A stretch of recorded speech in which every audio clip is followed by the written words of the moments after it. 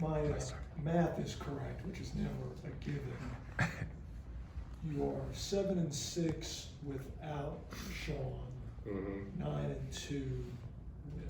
Yeah. What has he brought both ends of the floor to your lineup and to your team rotation? Yeah, I mean, I think he's obviously a veteran, right? So he's been through a lot of different situations over the course of his career, in tight games, where he's had to execute, as a role player or as the scorer or as the defender. So he's just seen a lot, over the course of his career. And, what does he bring? He brings a steadiness, in key moments.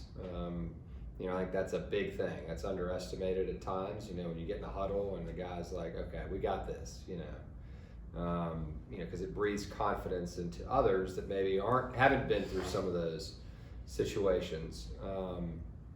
And then, the obvious, he's got size and skill, for his position, and he's a great passer.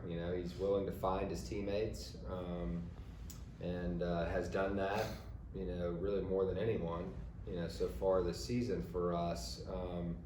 And others certainly have. I mean, Zeb's really improved, his assist rate, over the course of the season, and others have as well. But, going back to the summer, he was by far our leading assist guy, over the course of the preparation for the season.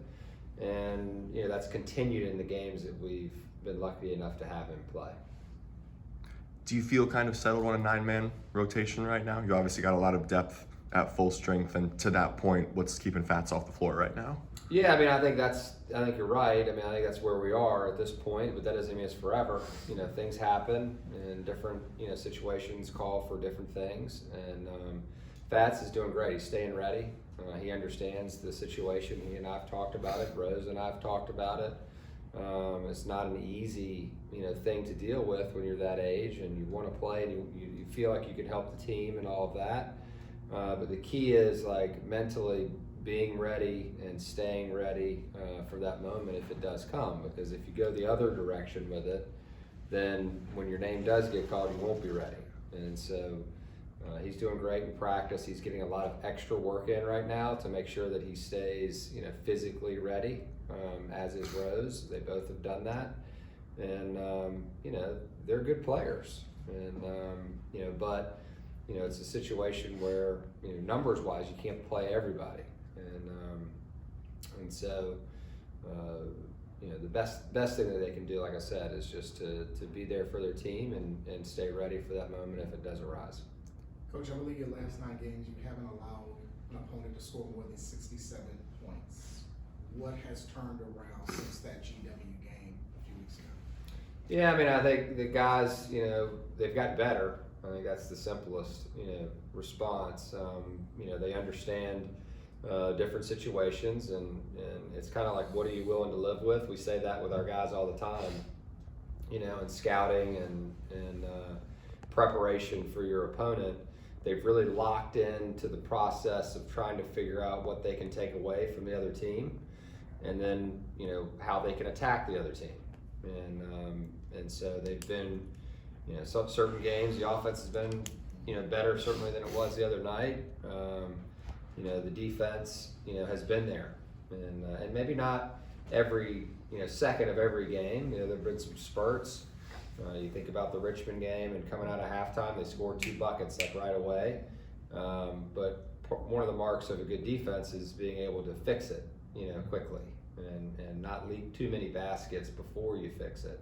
And I think our guys have been solid in that regard. As the conference season hits the back half, you're sitting there in 4th place, kind of a 4-team cluster. Is it a source of confidence for the staff, maybe even for the players, that you are 3-0 against the teams ahead of you? I mean, I think sometimes it's certainly, it doesn't hurt, right? I mean, I think it can kind of give certainly the players a sense of, okay, well, we can play with anybody, at this point.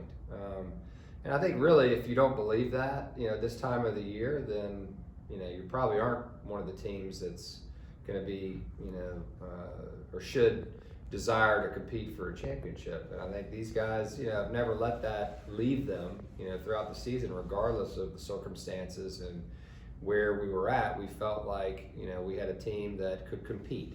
And I think that's what you're seeing right now. We're certainly by no stretch saying we're better than anybody else. There's some really good teams in our conference this year, and a lot to be proud of within our conference. Some great coaches and great individual players, great teams, that are really competitive right now, and every game's tough. You look around the country, it's hard. It's hard to win on the road, certainly. You look last night, the games last night is not easy. When you head on the road in any conference, and certainly the A10 has proven to be that way, and we've got to just stay with it, at this point. For us, what I said the other day is what we've said to the team, is just every game that we play has to be, its own championship game. If you want to compete for a championship, well, that's where we're at. We're not in first. We haven't locked anything up. We've got to play as if, each game, matters the most at that time. And it certainly does. You've been able to win A10 games, scoring 85 points, having the other team in the 60s, and you've been able to win an A10 game, scoring 49. What does that tell you about the versatility and adaptability of this team? Yeah, I think it's a good sign, when you can win, in different ways, whether it be a high-scoring game or a low-scoring game. But, I think the one thing that this team has bought into is that, the defense needs to be there every single night. And we certainly didn't get off to the right start, in conference play, but, it certainly has continued to improve. And so, when your defense, is like that, it gives you a chance, each night when your offense is not doing it for you. And certainly the other night, felt like we were in a good position until it just kind of grinded to a halt. And we had some good shots down the stretch, they just didn't go in. And then they made some excellent plays too. The block at the end, Cheeks even getting back into play on that one. That was getting ready to be a layup between Sean and Zeb. And they made an excellent defensive play, to save that basket, to give themselves a chance to either, win it or put it into OT. What does experience tell you is the value of securing a top 4 seed and the double bye into the quarters of the conference tournament? Yeah, I mean, it's huge. Certainly we had that, you get into the quarters in the Mountain West. It certainly is beneficial, especially if you're fortunate enough to make it to the championship game. It happens pretty quick, and I haven't really looked at the A10 tournament, quite honestly. I'll be quite frank with you. I haven't seen the layout, but I do know about the buys. And it's an important thing, it certainly is. But you've seen other teams in different conferences, that start out on the first day and they roll all the way through and get really hot and then continue on in the NCAA tournament. And so you could say there's value in both. I mean, ultimately, it's a new season for everybody, when you get to the conference tournament. And so there's new life, for those that have not had the season that they had hoped for. And then there's a certain amount of pressure that goes along with teams that have won, going into the conference tournament, because there's just extra added pressure, because now you're at the moment where it's like, okay, now it's time to win it, and so there's some pressure that goes along with that. Outside of some bumps and nicks with some guys, how close to 100% is your total roster at this point in the year? You're talking about health-wise? Health-wise. Yeah, I mean, I think there's this time of the year, you're always going to have some things, that you're dealing with. I mean, every day we get a report from J-Wall, our trainer, and it's, okay, he's got this, this, and this. And that's just part of, a season. I mean, most teams have it. And you just knock on wood that you don't have anything, that's going to be, put somebody out for an extended period of time. And you know, we've been fortunate. You know, 2 games here or there, even since Sean got back. You know, Zeb 2, Sean I think 2, and you know, we were able to kind of, you know, get through that stretch even with that, which is, you know, which is good.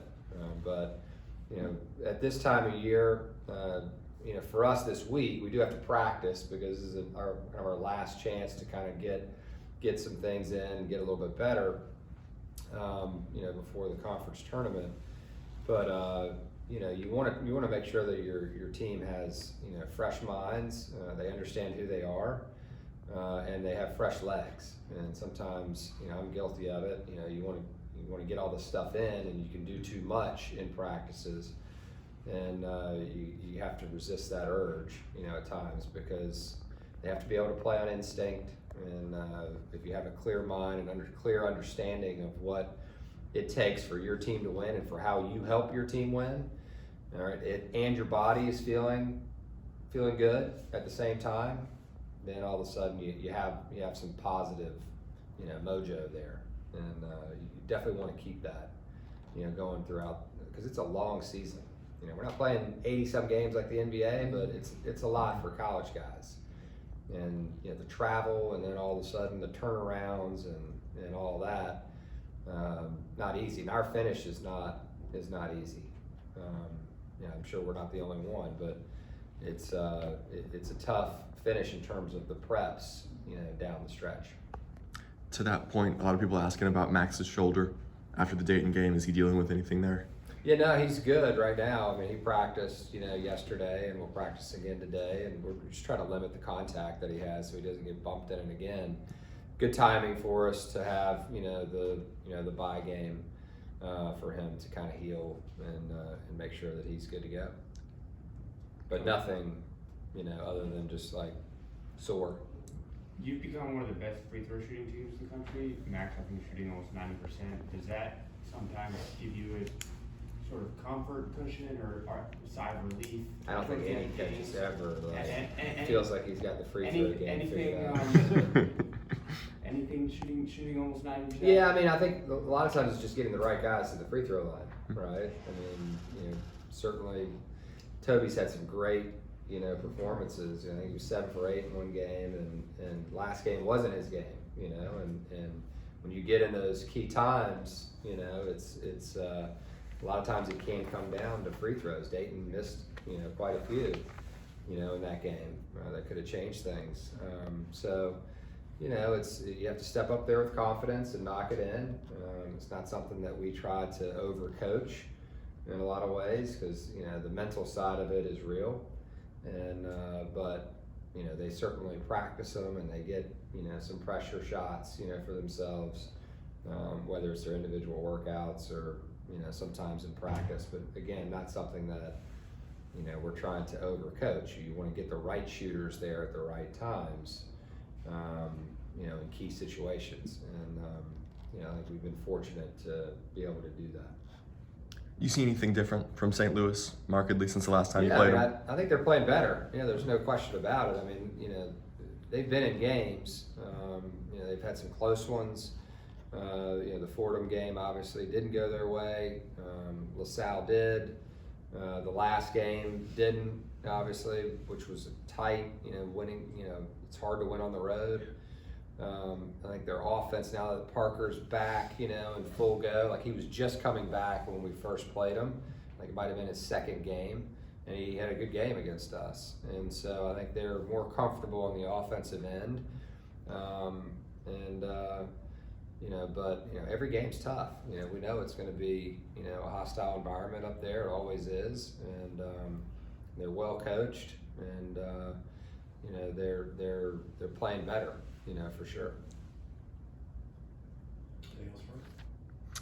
Jason's maturity. Obviously, he was big in the Dayton game, in and out of the lineup. Richmond was emotional for him. What can you say about how much he's grown up this year and handled kind of the adversity that the season's thrown at him? Yeah, I was really proud of him, you know, because, you know, he stepped up in a big way, you know, for the team. And obviously he was playing regardless. But once Sean came back, you know, the minutes went down a little bit, and we were trying to figure out kind of where it was going to land. and you know, he handled it in a very mature way and said, I've got to figure out how I can help the team, and he's certainly done that. You know, he's been in there at the end of games, whether it's at Davidson or at, you know, Fordham, you know, tight situations where we've, you know, needed somebody to be in there that understands what that moment calls for. And, you know, he's done it. Certainly in the Dayton game, you know, bringing him off the bench again and him coming in and giving us that immediate boost, you know, was huge, and wouldn't have won without it.